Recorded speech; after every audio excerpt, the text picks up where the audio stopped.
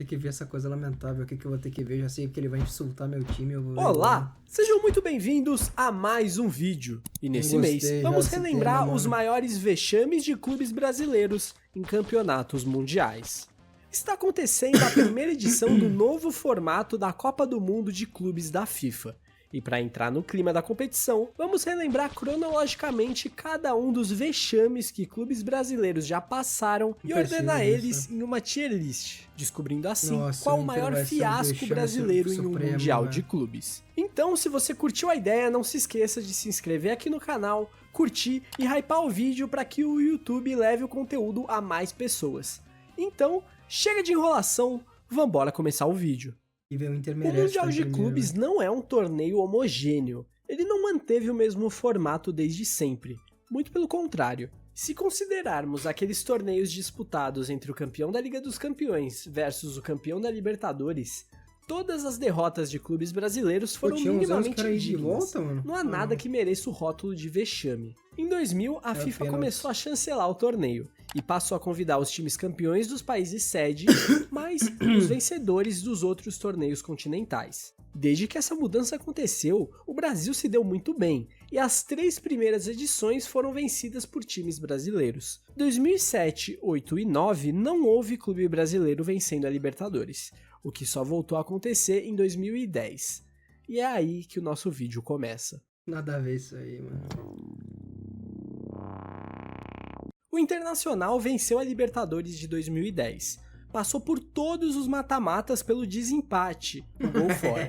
A vitória sobre o São Paulo nas semifinais já colocou o Colorado no Mundial daquele ano, pois o Chivas, o outro finalista, não era um clube da Conmebol.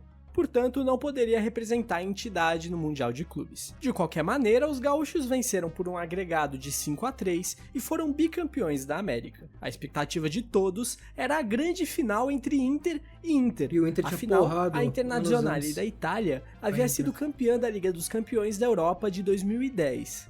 E até então, todas as finais de mundiais foram entre o representante europeu e o sul-americano. Só que antes tinha o Mazembe, da República Democrática do Congo. Ninguém cogitava a possibilidade do Inter não passar de fase. Seria apenas um jogo protocolar para pegar a vaga na final. Mas o que aconteceu naquele 14 de dezembro de 2010 foi um jogo atípico. Logo ao entrar em campo, ao invés de fazer aquela rodinha no meio, os jogadores do Mazembe se alinharam ajoelhados dentro da linha do gol. E para os supersticiosos, foi aquilo que impediu que o Inter abrisse o placar logo nos primeiros minutos. Aos 7 minutos da segunda etapa, a coisa começou a azedar para o Internacional. Cabango dominou sozinho na área e abriu o placar para o time da República Democrática do Congo. Renan mal posicionado. Cabango dominou sozinho na área e abriu o placar para o time da República.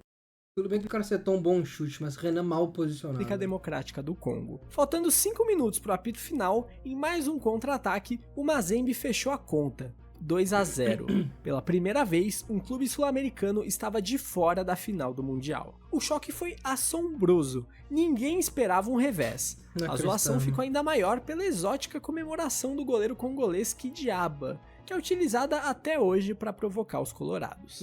O Inter encerrou sua participação no Mundial vencendo facilmente o Seongnam, representante sul-coreano, enquanto o Mazembe foi varrido facilmente pelo xará italiano, a Inter de Milão.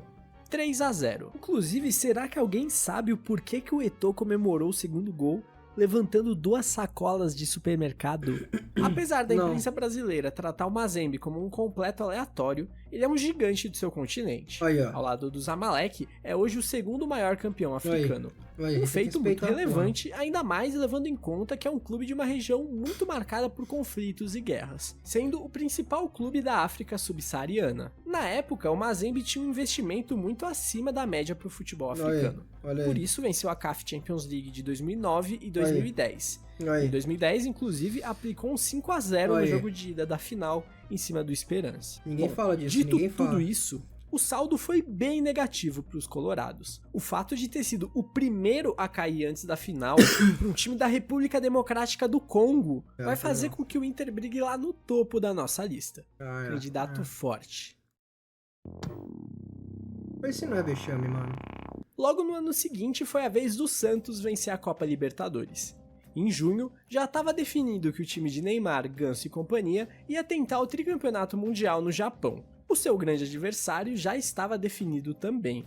O Barcelona foi coroado campeão da Liga dos Campeões. O adversário já estava definido. Agora que eu lembrei disso aqui, né? Todo mundo esperando uma quartas de final Grenal na Libertadores. Tipo assim, caralho, viado. Grenal na Libertadores, puta que pariu. E, né? O Inter tomou uma virada em casa pro Penharol e o Grêmio tomou uma porrada da Universidade Católica. Oi, desculpa incomodar, só deixa o like no vídeo e se inscreve no canal que isso vai ajudar bastante, beleza? Tamo junto, desculpa, pode voltar pro vídeo, valeu. Definido também. O Barcelona foi coroado campeão da Liga dos Campeões de 2011 de forma extremamente dominante. Mas os santistas estavam confiantes. Na comemoração do título da Libertadores, o lateral Léo deu a seguinte declaração. Tava engasgado, né, cara? Desde 2003 a gente segurou e deixou escapar. Hoje não ia escapar. Japão, a gente se encontra lá. A gente pega o Barcelona lá, vamos ver se é isso tudo. Alguns meses depois, já no Japão, o Santos espantou a zebra e venceu o Kashima Reysol por 3-1. Do outro lado, o Barcelona enfiou 4 no Al Sadd, com destaque para esse primeiro gol marcado pelo brasileiro Adriano. Que lambança, hein, goleirão? O Santos não chegava à final como favorito. Longe disso. A expectativa era toda em cima do Barcelona, mas havia um fio de esperança de Neymar e Ganso surpreenderem para cima dos europeus. Mas a esperança meio que acabou com 20 minutos do primeiro tempo. O que houve foi um verdadeiro massacre. 4-0 fora o baile. E olha que o Barcelona tirou o pé legal no segundo tempo. Com certeza o Léo teve sua pergunta respondida. Foi a maior goleada em uma final de Mundial desde os anos 60. Nunca houve tanta diferença entre as duas equipes finalistas. Por mais que o desnível entre o Barcelona de 2011 para o Santos seja abismal, não pode tomar 4 em uma final em nenhuma hipótese. O Estudiantes de 2009 era um time muito pior, tinha uma diferença muito maior comparado a esse Santos e Barcelona, e levou o jogo para a prorrogação. Quase ganhou, inclusive. O Barcelona só foi empatar aos 44 do segundo tempo. Comparem os times de Grêmio e Real Madrid em 2017. Mesmo assim, o Grêmio conseguiu segurar e levar só 1-0. Tá certo que ele não deu nenhum chute ao gol. Mas eu ainda acho mais digno não chutar no gol e perder de 1-0 do que levar 4. Por isso, o Santos de 2011 vai entrar no quarto nível da nossa lista. Não é nenhum azembe, mas é feião levar 4 numa final de Mundial. Esse é feião também. Pulamos para 2013. O representante sul-americano era o Atlético Mineiro, que vencia pela primeira vez a Libertadores com uma campanha emocionante, com viradas para cima de Newell's e Olímpia nos jogos decisivos, ganhando assim o direito de disputar o Mundial daquele ano no Marrocos. Em dezembro, o clube já entrava nas semifinais, enfrentando o Raja Casablanca. Aí cabe um detalhe importante. O Raja não era o campeão continental, ele estava no Mundial como campeão marroquino, país sede. O campeão africano daquela edição era o Al Ahly, que estava na outra chave.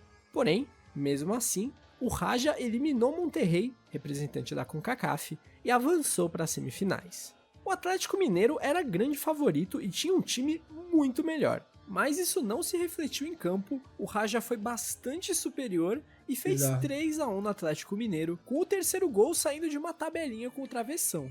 Essa foi a segunda vez que um sul-americano caiu antes da final, para um time que sequer campeão continental tinha sido. O Atlético se despediu do Marrocos vencendo o Guangzhou Evergrande da China por 3-2, o que não era mais que obrigação. Enquanto isso, o Bayern resolveu a parada com o Raja em 20 minutos e foi campeão mundial. É um vexame com gosto diferente do Mazembe por não ter sido a primeira vez, mas tem um agravante de acabar caindo para um time que sequer campeão continental tinha sido. Apesar disso, o Marrocos é uma região mais tradicional no futebol e o Raja jogava em casa. O Atlético deu sorte de não ter sido o primeiro, por isso o nível do seu vexame acabou sendo um pouquinho menor comparado ao Inter.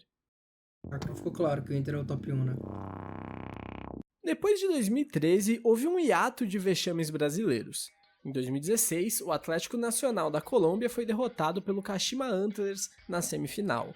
E em 2018, o River Plate caiu precocemente para o Al Ain dos Emirados Árabes. Também não lembrava disso. Os brasileiros todos, apesar de não terem sido campeões, não foram humilhados ou voltaram para casa mais cedo. Isso até 2020. Esse foi o ano que o Palmeiras conquistou seu segundo título da Copa Libertadores ao bater o Santos na grande final. Porém, Existe aqui um fator muito relevante, a pandemia. Desde 2017, o calendário da Libertadores foi levado para o final do ano, ou seja, o time teria menos tempo de distância entre a final e o primeiro jogo do Mundial. Até aí tudo bem. Porém, em 2020, com a paralisação, o calendário ficou todo encavalado. O Palmeiras foi campeão contra o Santos no dia 30 de janeiro e entrava em campo na semifinal do Mundial no Catar uma semana depois, no dia 7 de fevereiro. O jogo era contra o Tigres, que não é um adversário fácil. Quando os mexicanos jogavam a Libertadores, eles sempre engrossavam o caldo. O Verdão acabou eliminado por um gol de pênalti no comecinho do segundo tempo. Foi uma eliminação precoce, mas dadas as circunstâncias, dá pra passar um pano. Até que na disputa de terceiro lugar, o Alviverde teria pela frente o Al Ahly do Egito. E o jogo não saiu do 0-0, levando a decisão para as penalidades, que ficou em quarto, onde os egípcios venceram por 3-2 e ficaram com a medalha de bronze. Dessa forma, o Palmeiras fazia a pior campanha brasileira na história dos mundiais. Todas as vezes que o time era eliminado precocemente, ele pelo menos vencia a disputa de terceiro e voltava para casa com o mínimo de dignidade. O Palmeiras não só saiu sem nada, como não conseguiu marcar um gol sequer. Mesmo relevando por conta de todo o contexto, e as duas derrotas serem para times grandes, encardidos, o fato de ser o primeiro a ter saído do Mundial de mãos atadas, o marco de pior campanha brasileira na história em um clube como o Palmeiras, que tinha a pressão de ainda não ter marcado gols no torneio, acaba sendo um vexame de proporções bastante consideráveis.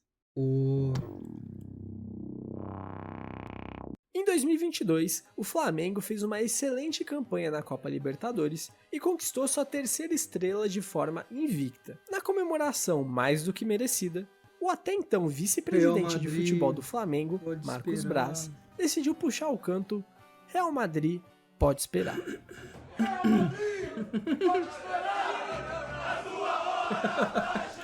Cara, é muito foda que eu acho que é o Gabigol que tem um não no fundo. Eu acho que é o Gabigol.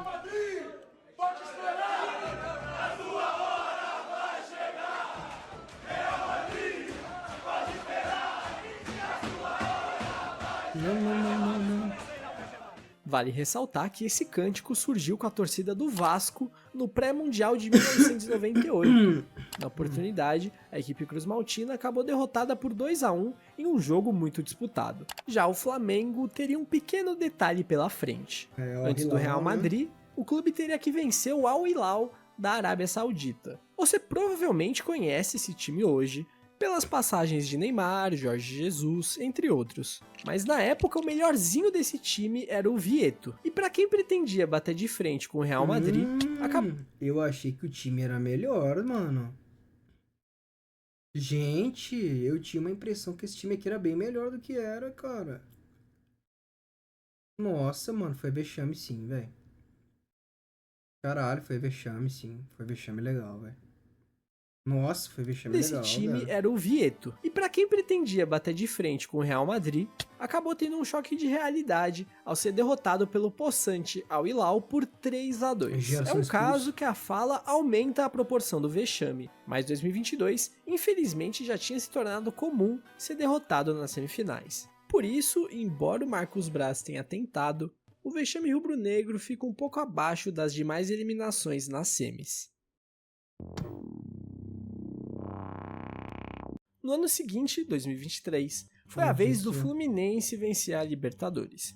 Era o primeiro título continental da história do clube, e as expectativas para o Mundial eram altas, ainda mais pelo grande duelo Diniz versus Guardiola. Mas primeiro, o Fluminense teria que passar das semifinais, que costumeiramente é o jogo mais nervoso, mas eles conseguiram aprender com os erros do rival e venceram o Al Ahly por 2-0. Eis então a grande final. Fluminense contra Manchester City. Será que o estilo revolucionário de Fernando Diniz daria um nó tático no ultrapassado Guardiola? Todo o suspense durou cerca de 40 segundos. O City logo abriu o placar em um erro na saída de bola, e o jogo, que já era difícil, ficou impossível para o time das Laranjeiras. A partida terminou com um amasso, 4-0. Deu a lógica? Deu. É vexame? Como eu já elaborei melhor na parte do Santos, não se toma 4-0 em uma final. Por isso eles vão ficar juntinhos ali e tá de bom tamanho. Botafogo, né? Por último, mas não menos importante, temos a participação do Botafogo no Mundial de 2024. Assim como o Atlético Mineiro e Fluminense, o Botafogo conquistava sua primeira Libertadores. O Mundial daquele ano foi renomeado para Intercontinental e acabou tendo umas pequenas mudanças no regulamento. Agora, haveriam 4 fases. O clube brasileiro entra na segunda, onde enfrenta o representante da CONCACAF no Derby das Américas. O vencedor desse confronto pega o vencedor da Copa África, Ásia Pacífico na semifinal, para aí sim chegar à decisão contra o representante europeu, que tem vaga cativa. Porém, aquele ano de 2024 para o Botafogo foi bastante corrido. Além da Libertadores, o clube levou para casa também o Campeonato Brasileiro. E o Nacional foi bem pegado. O Glorioso só confirmou a taça na última rodada, disputada no dia 8 de dezembro. E a estreia no Mundial era no dia 11, lá no Catar. Pode-se dizer que essa batalha acabou prejudicando o clube carioca, que chegou no Mundial para enfrentar o Pachuca cansado e de ressaca do título que não vinha desde 1995. E o Pachuca jogou fácil, como se estivesse batendo em alguém de ressaca. 3-0, fora o baile. O clube mexicano ainda venceu as semifinais e chegou à decisão quando foi varrido pelo Real Madrid. Essa participação acabou sendo a pior de um clube brasileiro, uma vez que eles foram eliminados antes mesmo da semifinal. Somado ao fato de ter sido um 3-0 para um clube mexicano, que apesar de ser chato, não é o tipo de adversário que um clube brasileiro deva perder dessa forma. Por isso, ele vai se juntar a Palmeiras e Flamengo na prateleira do meio por um simples fator. Na iminência do Super Mundial, a competição que o Botafogo participou acabou perdendo um pouco do holofote. Isso eu não acho. Pra mim é questão Agora que física. vimos todos os vexames detalhadamente, vamos arrumar nossa lista.